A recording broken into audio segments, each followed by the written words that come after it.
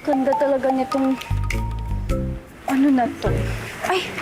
Ano ba yan? May 100 pesos pang price tag. Mamaya makita ng mga followers ko, 100 pesos lang.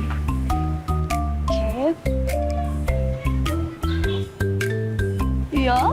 Hi, everyone! Nakikita niyo po ngayon, meron po akong sunglasses. At hindi lang to basta-basta sunglasses. Brand sunglasses na nagkakahalagang 7,000 lang naman.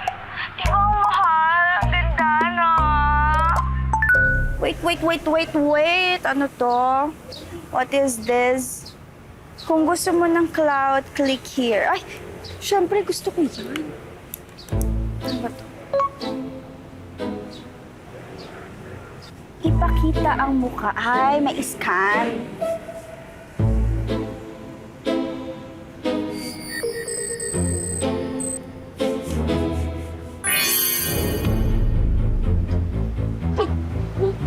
Teka, bakit parang may filter to? Oh, yan, may mga nalay. Kung parang pangit mo.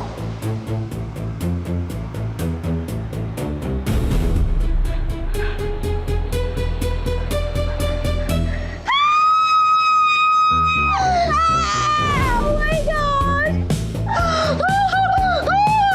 Ano ba namang rule to? Napakapangit naman. Siyempre, ayoko naman ganito yung itsura ko pag naboost yung following ko, di ba?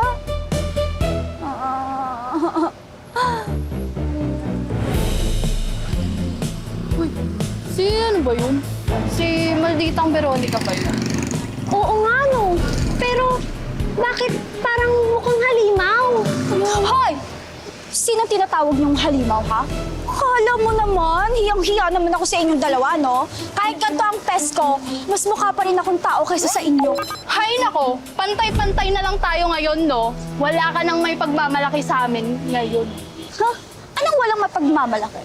Kahit nagbago ang peslak ko, maganda pa rin ang balag ko. Nakikita niyo ba yan? Di ba? Smooth, tantalizing, mesmerizing. Eh, yung sa inyo, tingnan niyo nga, parang madumi. Yung mga kamot-kamot, pakadili. Okay lang. At least kami, nagpapakatotoo at hindi naggaganda-gandahan. Ikaw, te, tanggap-tanggap rin. Baka kayo kailangan tumanggap na kahit anong gawing pagpapapangit sa akin, hindi niyo pa rin magpapantayan ng level ko. Oh, ano?